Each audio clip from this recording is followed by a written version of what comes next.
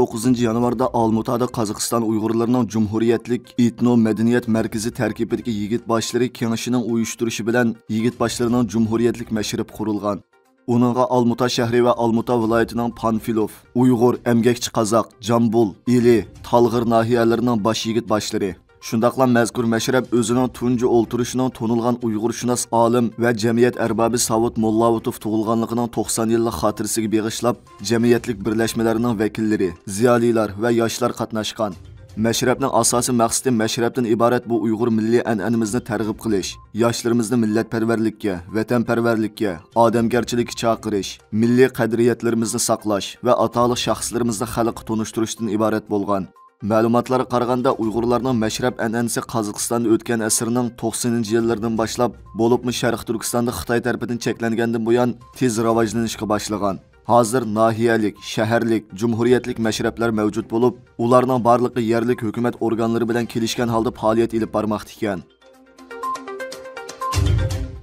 Atalmış Şinjan Uyghur Avtonom rayonluq hukumat yaqinda ochgan bir xizmat yig'inida Uyg'ur majburiy emgakka chetishlik bo'lgan sohalarni o'z ichiga olgan 8 cho'ng kasbiy ishlab chiqarish to'pini taraqqiy qildirganligini bildirgan. Tangirtaq to'rining xabari qaraganda bu yil Sharq Turkistonda neft, tabiiy gaz boyligini charlash va ichish, olifen, arin kasb zanjirini yetildirish, yuqori darajalik poliolifen, qurilish plastik materiali, yuqori iqtidorli tala qatorliq mahsulotlarni zo'r kuch bilan taraqqiy qildirish, neft, tabiiy gaz ishlab chiqarish, pishiqlash turlarini zo'raytirish, ko'mir elektr, ko'mir ximiya sanoati kasbi, paxta va to'qimachilik, kiyim-kechak kasblar to'pi, oshliq, meva-cheva ishlab chiqarish qatorliq 8 cho'ng kasbiy ishlab chiqarish to'pini zo'r kuch bilan kengaytirdi ekan.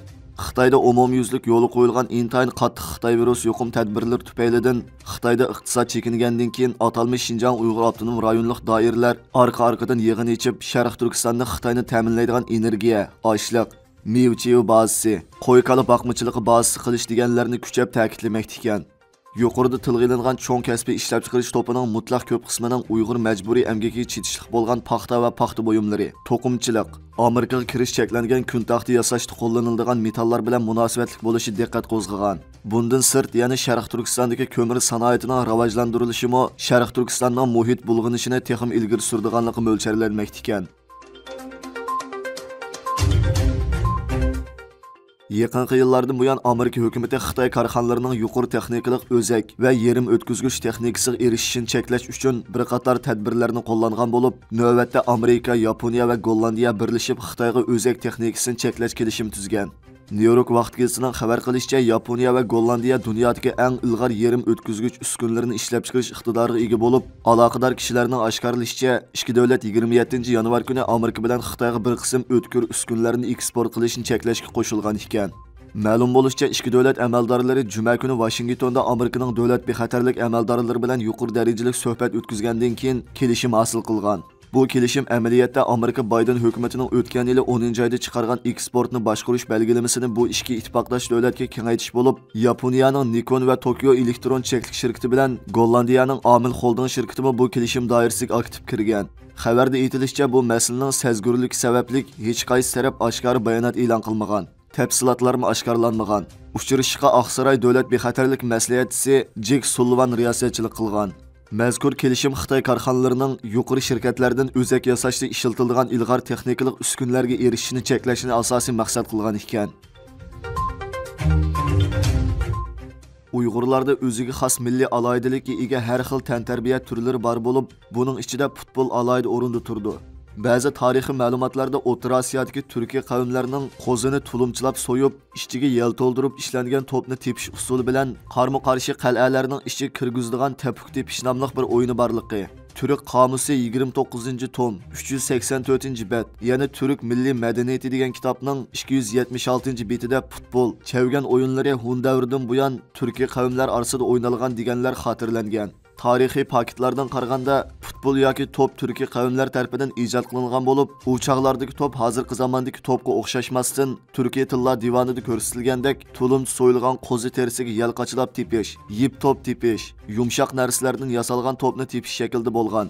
Uyg'urlar orasida futbol o'ynash uzoq tarixdan buyon odatga aylangan. Uyg'ur bolalari o'rma vaqtida bug'doy engizi, kuzda qo'noq engizi va xamonlarda eshak minib o'g'loq, ya'ni tulum so'yilgan qo'zi terisiga saman tiqib yoki bel berib, chevgan, volley o'ynashdan tashqari yepdan yasalgan yoki ikki koni tumoq ichiga yung yoki paxta tiqib, to'p qilib, chapandan qapqon yasab futbol o'ynagan. 19-asrning 70-yillari mashhur savdogar, ma'rifatchi zot Baudin Musabayev Sharq Turkistondagi diniy maktablarda fanniy dars qo'shib o'qishni yo'l qo'ydi.